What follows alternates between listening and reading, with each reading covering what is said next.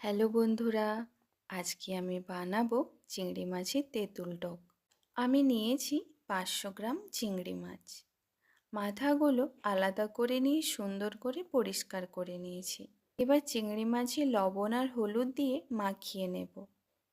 টকের জন্য একটা বাটিতে পরিমাণ মতো তেঁতুল নিয়ে নেব। একবার জলে ধুয়ে নিয়ে জলে ভিজিয়ে রাখবো। অন্যান্য মাছের তুলনায় চিংড়ি মাছে টকটা একটু বেশি প্রয়োজন হয়, তাই স্বাদ অনুযায়ী পরিমাণ মতো তেঁতুল নিতে হবে। এবার রান্নার জন্য কড়াতে নিয়ে নেব 30 ml সরিষার তেল। টকের ক্ষেত্রে অবশ্যই সরিষার তেল ইউজ করতে হবে। তেল গরম হয়ে গেলে চিংড়ি মাছগুলো দিয়ে হালকা করে ভেজে নেব। চিংড়ি মাছগুলো এই পর্যায়ে তুলে নেব। এবার ওই তেলের মধ্যে একটা শুকনো লঙ্কা, 1 টিস্পুন সমরা, 1 টিস্পুন সরিষা ফোড়ন দেব। এখানে কালো সরিষার পরিবর্তে হলুদ সরিষা ব্যবহার করতে পারেন। মশলা ভাজা হতে হতে আমি তেঁতুলের কাঁচটা বের করে নেব।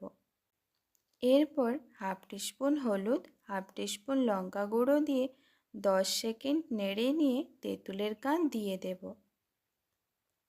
আর কিছুটা জল অ্যাড করব। টক ফুটে উঠলে দুটো কাঁচা পাকা লঙ্কা অ্যাড করব আর স্বাদ মতো লবণ দেব। টক 5 মিনিট ফুটিয়ে নিয়ে চিংড়ি মাছগুলো দিয়ে দেব। অবশ্যই চিংড়ি মাছের ভাজা এই তেলটা অ্যাড করবেন, এতে রান্নার স্বাদের পরিমাণ অনেকটাই বেড়ে যায়।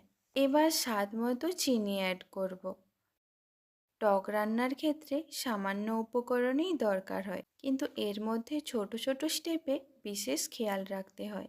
টকটা আমি মিডিয়াম ফ্লেমে ফোটাবো 6 থেকে 7 মিনিট। সেই সময় স্টেপগুলো আমি আপনাদের বলতে থাকি। যেমন ধরুন, টকের ক্ষেত্রে সরিষার তেলে রান্না করলে স্বাদ ভালো হয়। ফোড়ন দেওয়ার মশলা থেকে সুন্দর গন্ধ বেরিয়ে এলে ফ্লেম হাই রেখে তেঁতুল জল অ্যাড করার সময় শব্দ করে ধোঁয়া ওঠা। বিশেষ করে তেঁতুলের টক বুঝে লবণ আর চিনি দেওয়া। শেষ পর্যায়ে কাঁচা সরিষার তেল অ্যাড করা। তেঁতুলের টক যতটা বেশি সময় ধরে ফোটাবেন, টকের স্বাদ ততটা সুন্দর হয়। 7 মিনিট পর আমি ফ্লেম অফ করে দিয়ে দেব 1/2 টিস্পুন সরিষার তেল আর গরম গরম ভাত আর আলু মাখার সাথে সার্ভ করে নেব। এই টক খাওয়ার পরে যে স্বাদ আপনি পাবেন তা মনে রাখার মতো। তাই খুব চটজলদি এই রান্না দেরি না করে বানিয়ে ফেলুন আর গরম গরম ভাত আলু ভর্তার সাথে সার্ভ করে নিন।